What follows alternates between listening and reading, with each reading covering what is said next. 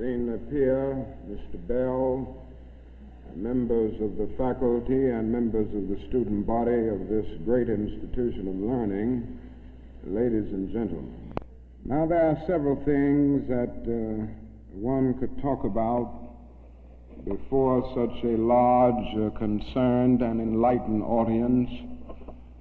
There are so many problems facing our nation and our world that one could just take off anywhere. But today I would like to talk mainly about the race problem, since I'll have to rush right out and go to New York to talk about Vietnam tomorrow, and I've been talking about it a great deal this week and weeks before that. But I'd like to use as a subject from which to speak this afternoon the other America. And I use this subject because there are literally two Americas. One America is beautiful for situation. And in a sense, this America is overflowing with the milk of prosperity and the honey of opportunity. This America is the habitat of millions of people who have food and material necessities for their bodies, and culture and education for their minds, and freedom and human dignity for their spirits. In this America, millions of people experience every day the opportunity of having life, liberty, and the pursuit of happiness in all of their dimensions. And in this America, millions of young people grow up in the sunlight of opportunity. But tragically and unfortunately, there is another America. This other America has a daily ugliness about it that constantly transforms the buoyancy of hope into the fatigue of despair. In this America, millions of work-starved men walk the streets daily in search for jobs that do not exist. In this America, millions of people find themselves living in rat-infested, vermin-filled slums. In this America, people are poor by the millions, and they find themselves perishing on a lonely island of poverty in the midst of a vast ocean of material prosperity. In a sense, the greatest tragedy of this other America is what it does to little children. Little children in this other America are forced to grow up with clouds of inferiority forming every day in their little mental skies. And as we look at this other America, we see it as an arena of blasted hopes and shattered dreams. Many people of various backgrounds live in this other America. Some are Mexican Americans, some are Puerto Ricans, some are Indians, some happen to be from other groups. Millions of them are Appalachian whites. Probably the largest group in this other America, in proportion to its size in the population, is the American Negro. The American Negro finds himself living in a triple ghetto, a ghetto of race, a ghetto of poverty, a ghetto is to deal with this problem of the two Americas. We are seeking to make America one nation, indivisible, with liberty and justice for all. Now let me say that the struggle for civil rights, or the struggle to make these two Americas one America, is much more difficult today than it was 5 or 10 years ago. For about a decade or maybe 12 years, we struggled all across the South in glorious struggles to get rid of legal, overt segregation and all of the humiliation that surrounded that system of segregation. In a sense, this was a struggle for decency. We could not go to a lunch counter in so many instances and get a hamburger or a cup of coffee. We could not make use of public accommodations. Public transportation was segregated, and often we had to sit in the back, and within transportation within cities, we often had to stand over empty seats because sections were reserved for whites only. We did not have the right to vote in so many areas of the South. And the struggle was to deal with these problems. Now, certainly they were difficult problems. They were humiliating conditions. By the thousands, we protested these conditions. We made it clear that it was ultimately more honorable to accept jail cell experiences than to accept segregation and humiliation. By the thousand, students and adults decided to sit in at segregated lunch counters to protest conditions there.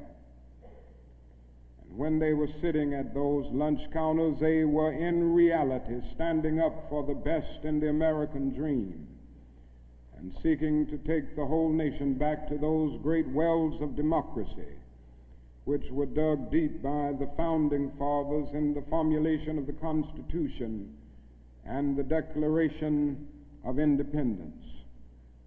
Many things were gained as a result of these years of struggle. In 1964, the Civil Rights Bill came into being after the Birmingham movement, which did a great deal to subpoena the conscience of a large segment of the nation to appear before the judgment seat of morality on the whole question of civil rights. After the Selma movement in 1965, we were able to get a voting rights bill. Now, all of these things represented strides, but we must see that the struggle today is much more difficult. It's more difficult today because we are struggling now for genuine equality. And it's much easier to integrate a lunch counter than it is to guarantee a livable income and a good, solid job. It's much easier to guarantee the right to vote than it is to guarantee the right to live in sanitary, decent housing conditions.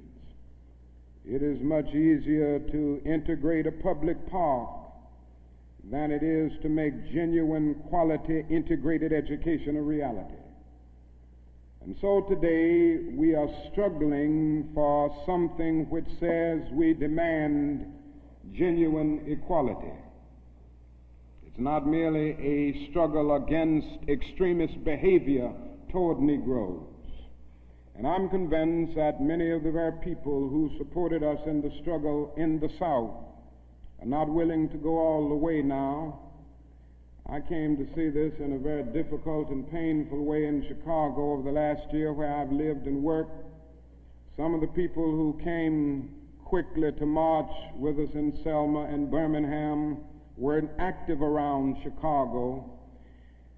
And I came to see that so many people who supported morally and even financially what we were doing in Birmingham and Selma were really outraged against the extremist behavior of Bull Connor and Jim Clark toward Negroes, rather than believing in genuine equality for Negroes. And I think this is what we've got to see now, and this is what makes the struggle much more difficult. And so as a result of all of this, we see many problems existing today that are growing more difficult. It's something that is often overlooked, but Negroes generally live in worse slums today than 20 or 25 years ago. In the North, schools are more segregated today than they were in 1954 when the Supreme Court's decision on desegregation was rendered. Economically, the Negro is worse off today than he was 15 and 20 years ago. And so the unemployment rate among whites at one time was about the same as the unemployment rate among Negroes. But today the unemployment rate among Negroes is twice that of whites. And the average income of the Negro is today 50% less than whites. And as we look at these problems, we see them growing and developing every day. And we see the fact that the Negro economically is facing a depression in his everyday life that is more staggering than the depression of the 30s. The unemployment rate of the nation as a whole is about 4%. Statistics would say from the Labor Department that among Negroes it's about 8.4%. But these are the persons who are in the labor market, who still go to employment agencies to seek jobs, and so they can be calculated. The statistics can be gotten because they are still somehow in the labor market. But there are hundreds of thousands of Negroes who have given up. They've lost hope.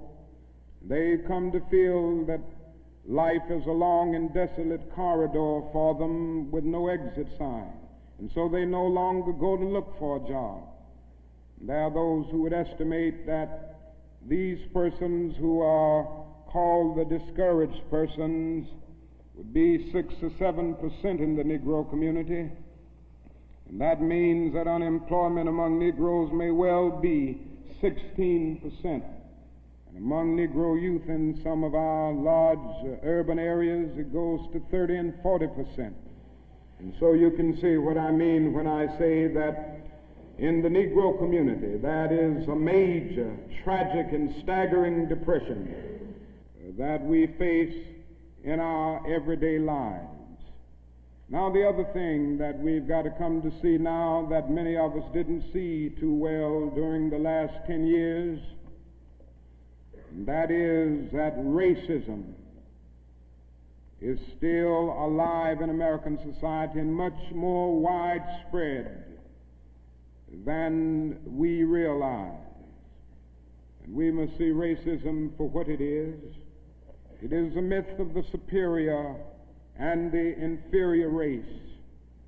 It is the false and tragic notion that one particular group, one particular race is responsible for all of the progress, all of the insights, and the total flow of history. And the theory that another group or another race is totally depraved, innately impure, and innately inferior. And in the final analysis, racism is evil because its ultimate logic is genocide. Hitler was a sick and tragic man who carried racism to its logical conclusion. And he ended up leading a nation to the point of killing about 6 million Jews. And this is the tragedy of racism, because its ultimate logic is genocide. If one says that I am not good enough to live next door to him, if one says that I am not good enough to eat at a lunch counter, or to have a good, decent job, or to go to school with him, merely because of my race, he is saying consciously or unconsciously that I do not deserve to exist. To use a philosophical analogy here, racism is not based on some empirical generalization. It is based rather on an ontological affirmation. It is not the assertion that certain people are behind culturally or otherwise because of environmental conditions. It is the affirmation that the very being of a people is inferior. And this is the great tragedy of it. I say that however unpleasant it is, we must honestly see and admit that racism is still deeply rooted all over America. It's still deeply rooted in the North, and it's still deeply rooted in the South. Now, this leads me to say something about another discussion that we hear a great deal, and that is the so-called white backlash. And I would like to honestly say to you that the white backlash is merely a new name for an old phenomenon. It's not something that just came into being because shouts of black power, or because Negroes engaged in riots in Watts, for instance. The fact is that the state of California voted a fair housing bill out of existence before anybody shouted black power, or before anybody rioted in Watts. It may well be that shouts of black power and riots in Watts and the Harlems and the other areas are the consequences of the white backlash rather than the cause of them. What it is necessary to see is that there has never been a single solid, monistic, determined commitment on the part of the vast majority of white Americans, the whole question of civil rights and on the whole question of racial equality. This is something that truth impels all men of goodwill to admit. It is said on the Statue of Liberty that America is the home of exiles. But it doesn't take us long to realize that America has been the home of its white exiles from Europe. But it has not evinced the same kind of maternal care and concern for its black exiles from Africa. And it is no wonder that in one of his sorrow songs, a Negro could sing out, "Sometimes I feel like a motherless child." What great estrangement, what great sense of rejection caused the people to emerge with such a metaphor as they looked over their lives. What I'm trying to get across is that our nation has constantly taken a positive step forward on the question of racial justice and racial equality. But over and over again, at the same time, it made certain backward steps. And this has been the persistence of the so-called white backlash. In 1863, the Negro was freed from the bondage of physical slavery. But at the same time, the nation refused to give him land to make that freedom meaningful. And at that same period, America was giving millions of acres of land in the West and the Midwest, which meant that America was willing to undergird its white peasants from Europe with an economic floor that would make it possible to grow and develop. And refused to give that economic floor to its black peasants, so to speak. And this is why Frederick Douglass could say that emancipation for the Negro was freedom to hunger, freedom to the winds and rains of heaven, freedom without roofs to cover their heads, He went on to say that it was freedom without bread to eat, freedom without land to cultivate. It was freedom and famine at the same time. But it does not stop there. In 1875, the nation passed a civil rights bill and refused to enforce it. In 1964, the nation passed a weaker civil rights bill. And even to this day, that bill has not been totally enforced in all of its dimensions. The nation heralded a new day of concern for the poor, for the poverty-stricken, for the disadvantaged, and brought into being a poverty bill. But at the same time, it put such little money into the program that it was hardly, and still remains hardly, a good skirmish against poverty.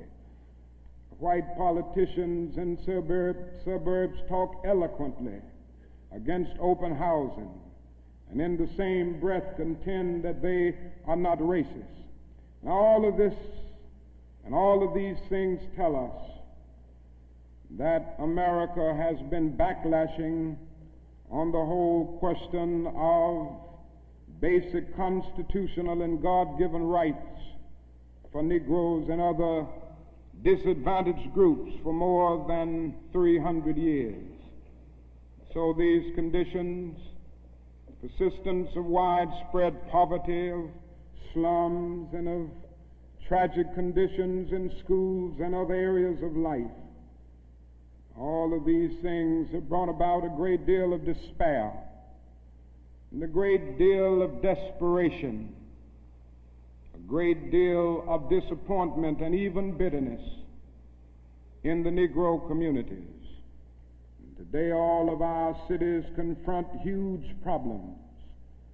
All of our cities are potentially powder kegs as a result of the continued existence of these conditions.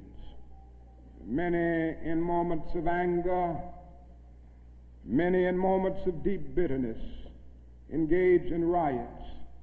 And let me say, as I've always said, and I will always continue to say, that riots are socially destructive and self-defeating. I'm still convinced that nonviolence is the most potent weapon available to oppress people in their struggle for freedom and justice. I feel that violence will only create more social problems than they will solve, and that in a real sense it is impractical for the Negro to even think of mounting a violent revolution in the United States. So I will continue to condemn riots and continue to say to my brothers and sisters that this is not the way. Continue to affirm that there is another way.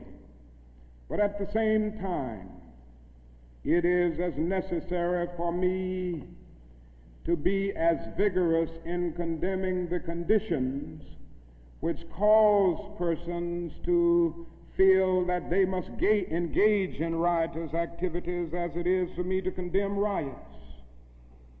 I think America must see that riots do not develop out of thin air.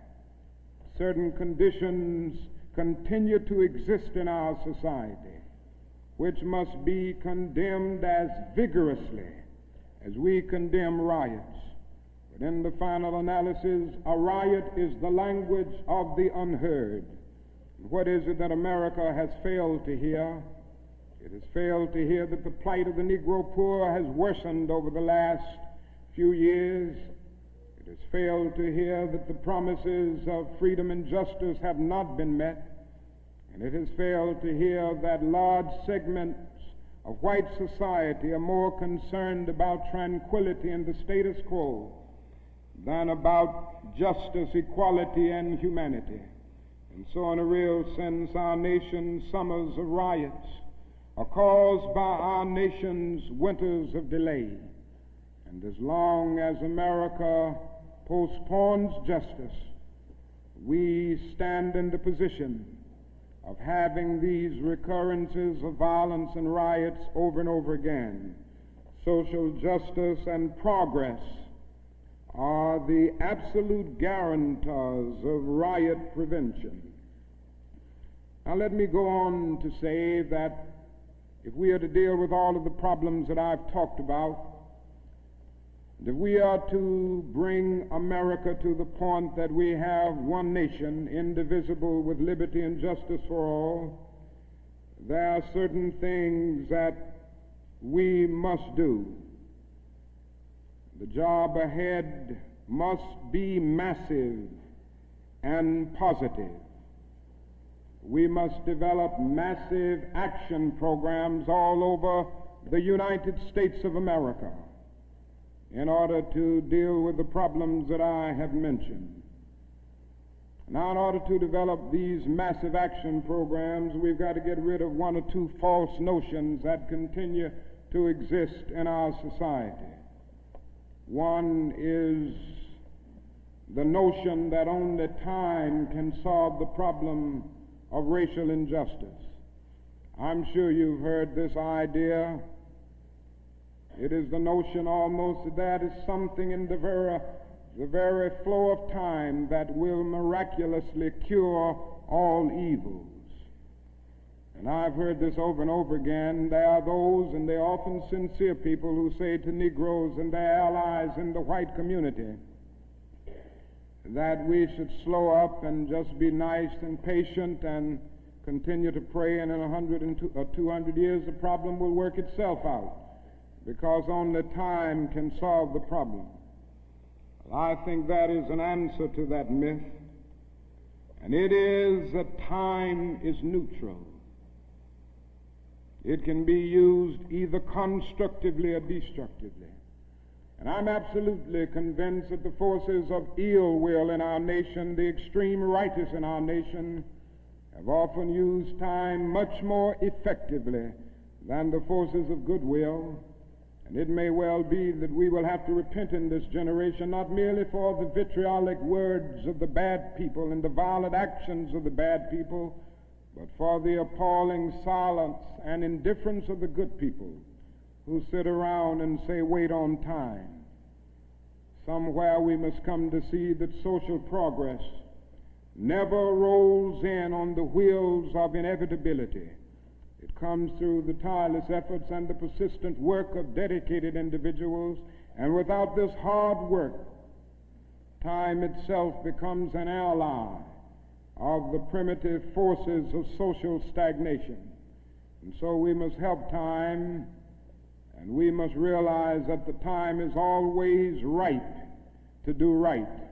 Now, there's another notion that gets out. It's around everywhere. It's in the South, it's in the North, it's in California, and all over our nation. It's the notion that legislation can't solve the problem. It can't do anything in this area. And those who project this argument contend that you've got to change the heart, and that you can't change the heart through legislation.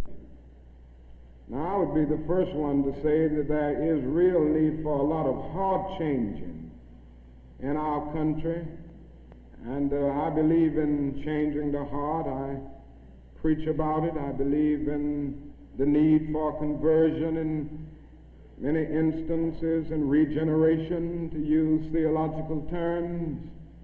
And I would be the first to say that if the race problem in America is to be solved, the white person must treat the Negro right, not merely because the law says it, but because it's natural, because it's right, and because the Negro is his brother.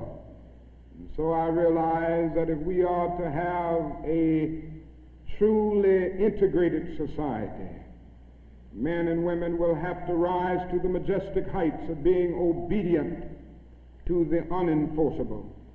But after saying this, let me say another thing which gives the other side, and that is that although it may be true that morality cannot be legislated, behavior can be regulated.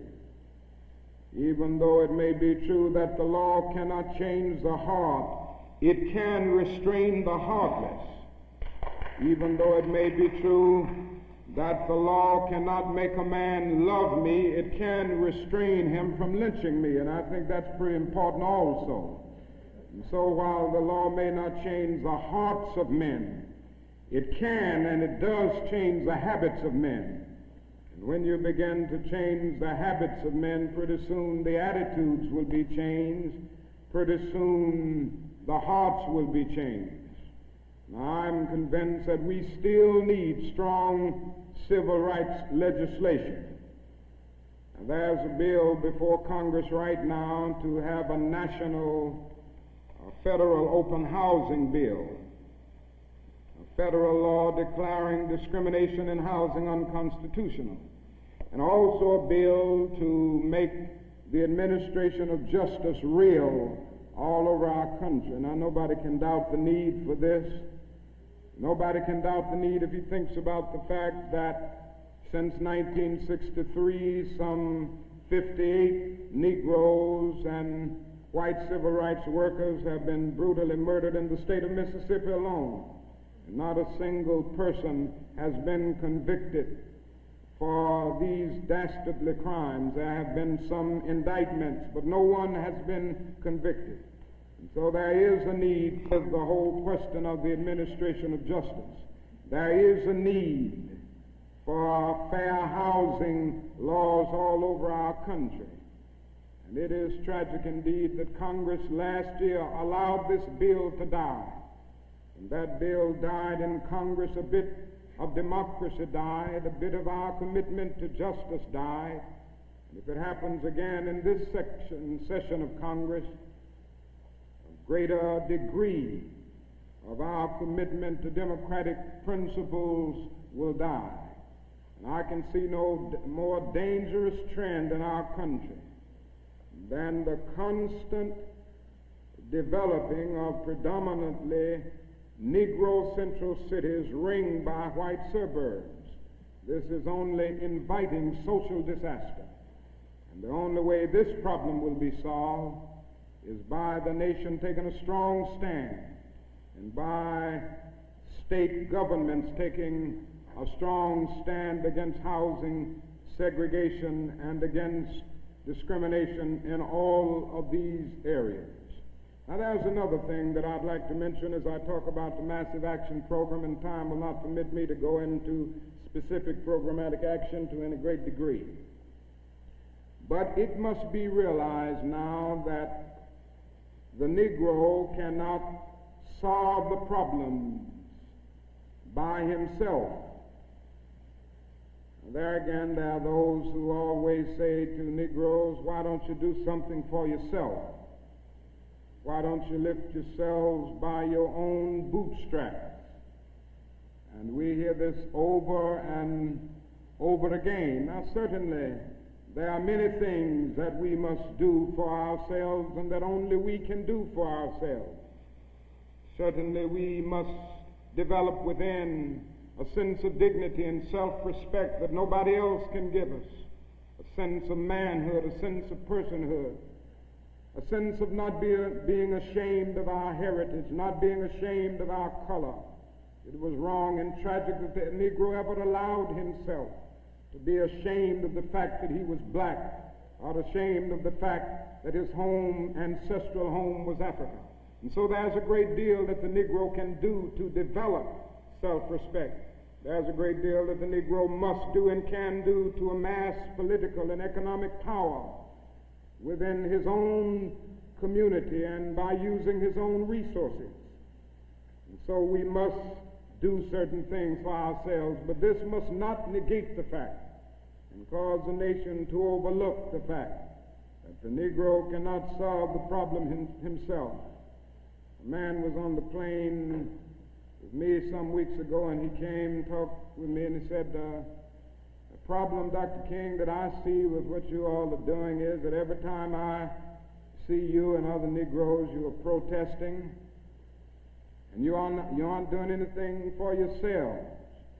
And he went on to tell me that he was very poor at one time, and he was able to make it by doing something for himself. Why don't you teach your people, he said, to lift themselves by their own bootstraps. And then he went on to say other groups face disadvantages, the Irish, the Italians, and he went down the line.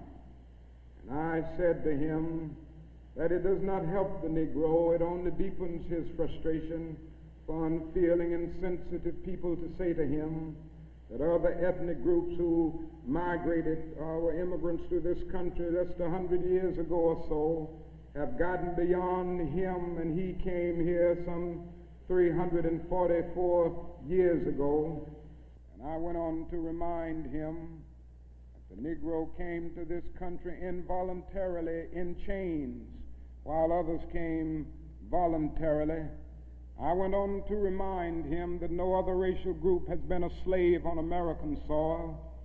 I went on to remind him that the other problem that we have faced over the years is that the society placed a stigma on the color of the Negro, on the color of his skin, because he was black.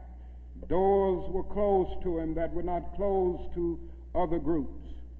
And I'm to say to people that you ought to lift yourself by your own bootstraps, but it is a cruel jest to say to a bootless man that he ought to lift himself by his own bootstraps. The fact is that millions of Negroes, as a result of centuries of denial and neglect, have been left bootless, and they find themselves impoverished aliens in this affluent society. And that is a great deal that the society can and must do if the Negro is to gain the economic security that he needs. Now, one of the answers, it seems to me, is a guaranteed annual income, a guaranteed minimum income for all people and for all families of our country. It seems to me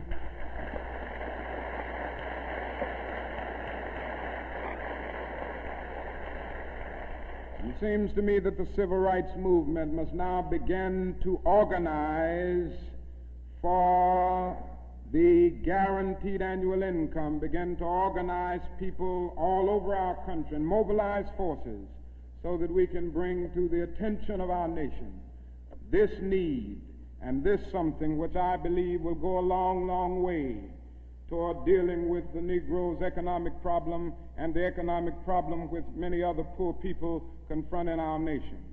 Now, I said I wasn't going to talk about Vietnam, but I can't make a speech without mentioning some of the problems that we face there, because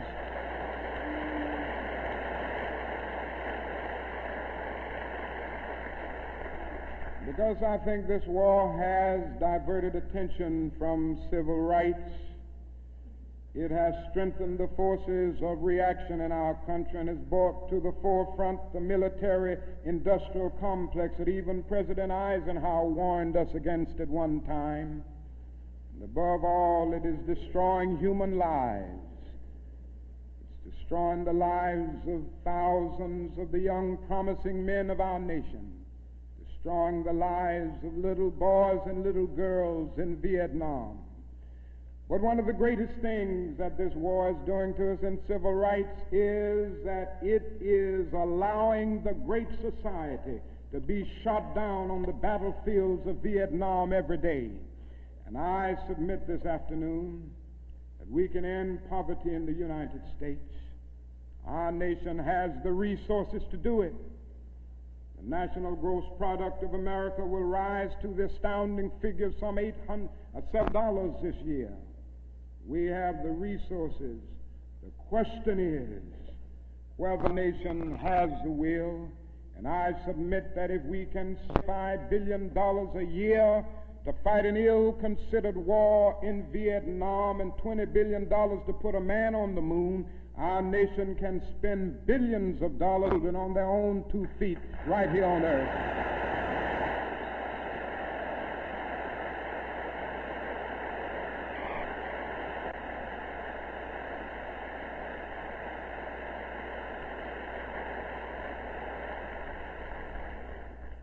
Let me say another thing that's more in the realm of the spirit, I guess. That is, if we are to go on in the days ahead and make true brotherhood a reality, it is necessary for us to realize more than ever before that the destinies of the Negro and the white man are tied together. Now, there are still a lot of people who don't realize this. The racists still don't realize this. But it is a fact now that Negroes and whites are tied together, and we need each other. The Negro needs the white man to save him from his fear. The white man needs the Negro to save him from his guilt. We are tied together in so many ways: our language, our music, our cultural patterns, our material prosperity, and even our food are an amalgam of black and white. And so there can be no separate black path to power and fulfillment that does not intersect white roots. And there can be no separate white path to power and fulfillment short of social disaster. It does not recognize the need of sharing that power with black aspirations for freedom and justice. We must come to see now that integration is not merely a romantic or aesthetic something where you merely add color to a still predominantly white power structure. Integration must be seen also in political terms, where there is shared power and where black men and white men share power together to build a new and a great nation. In a real sense, we're all caught in an inescapable network of mutuality, tied in a single garment of destiny.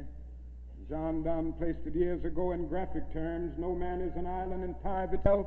Every man is a piece of the continent, a part of the main. And he goes on toward the end to say, any man's death diminishes me because I'm involved in mankind. Therefore never sin to know for whom the bell tolls. It tolls for thee. And so we all in the same situation.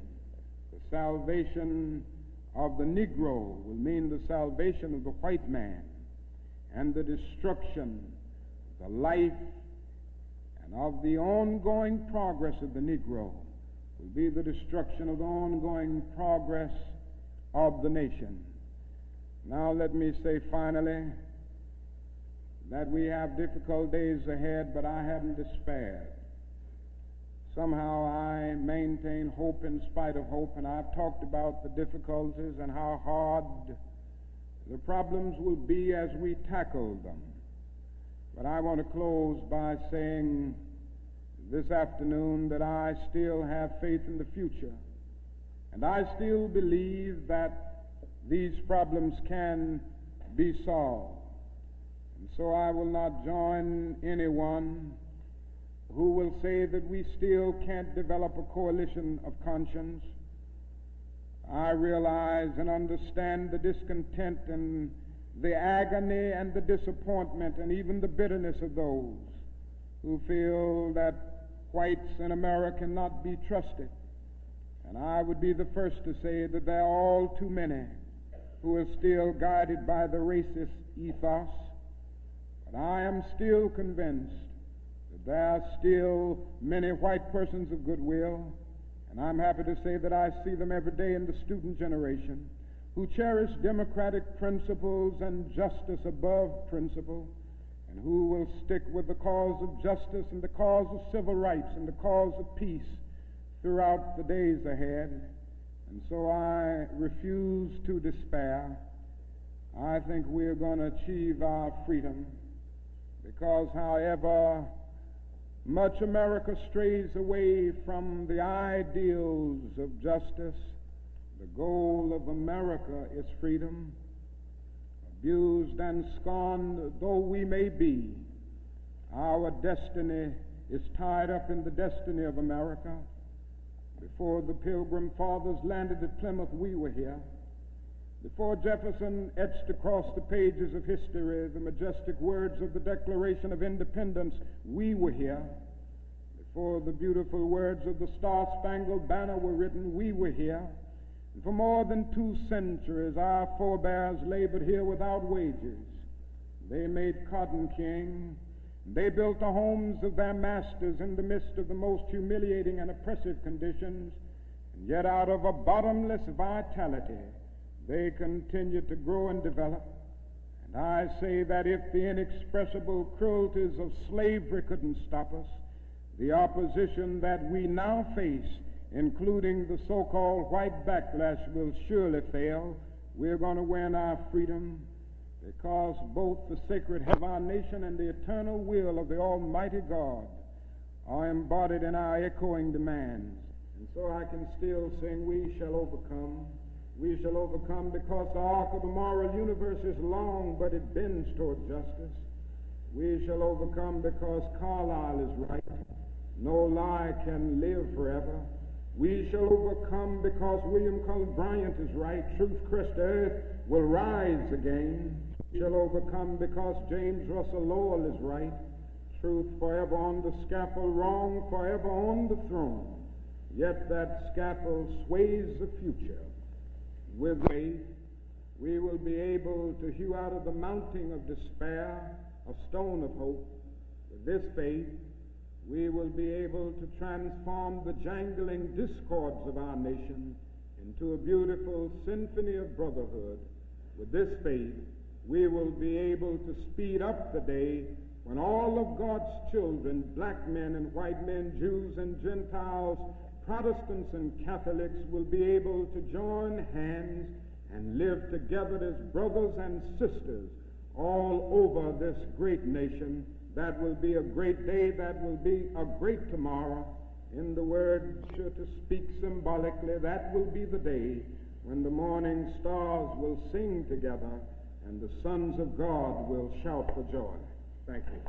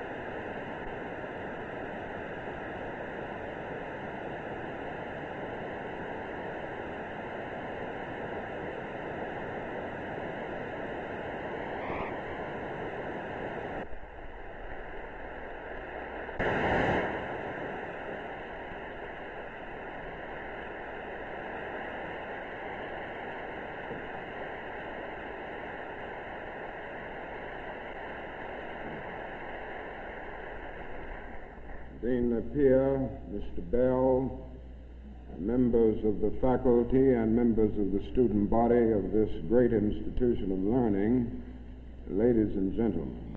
Now there are several things that one could talk about before such a large, concerned and enlightened audience. There are so many problems facing our nation and our world that one could just take off anywhere. But today I would like to talk mainly about the race problem, since I'll have to rush right out and go to New York to talk about Vietnam tomorrow, and I've been talking about it a great deal this week and weeks before that. But I'd like to use as a subject from which to speak this afternoon the other America.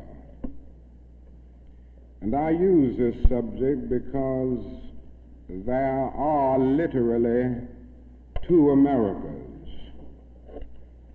One America is beautiful for situation. And in a sense, this America is overflowing with the milk of prosperity and the honey of opportunity. This America is the habitat of millions of people who have food and material necessities for their bodies, and culture and education for their minds, and freedom and human dignity for their spirits. In this America, millions of people experience every day the opportunity of having life, liberty, and the pursuit of happiness in all of their dimensions. And in this America, millions of young people grow up in the sunlight of opportunity. But tragically and unfortunately, there is another America. And this other America has a daily ugliness about it that constantly transforms the buoyancy of hope into the fatigue of despair. In this America, millions of work-starved men walk the streets daily in search for jobs that do not exist. In this America, millions of people find themselves living in rat-infested, vermin-filled slums. In this America, people are poor by the millions, and they find themselves perishing on a lonely island of poverty in the midst of a vast ocean of material prosperity. In a sense, the greatest tragedy of this other America is what it does to little children. Little children in this other America are forced to grow up with clouds of inferiority forming every day in their little mental skies. And as we look at this other America, we see it as an arena of blasted hopes and shattered dreams. Many people of various backgrounds live in this other America. Some are Mexican Americans, some are Puerto Ricans, some are Indians, some happen to be from other groups. Millions of them are Appalachian whites. Probably the largest group in this other America in proportion to its size in the population is the American Negro. The American Negro finds himself living in a triple ghetto, a ghetto of race, a ghetto of poverty, a ghetto is to deal with this problem of the two Americas. We are seeking to make America one nation, indivisible, with liberty and justice for all. Now let me say that the struggle for civil rights, or the struggle to make these two Americas one America, is much more difficult today than it was 5 or 10 years ago. For about a decade or maybe 12 years, we struggled all across the South in glorious struggles to get rid of legal, overt segregation and all of the humiliation that surrounded that system of segregation. In a sense, this was a struggle for decency. We could not go to a lunch counter in so many instances and get a hamburger or a cup of coffee. We could not make use of public accommodations, public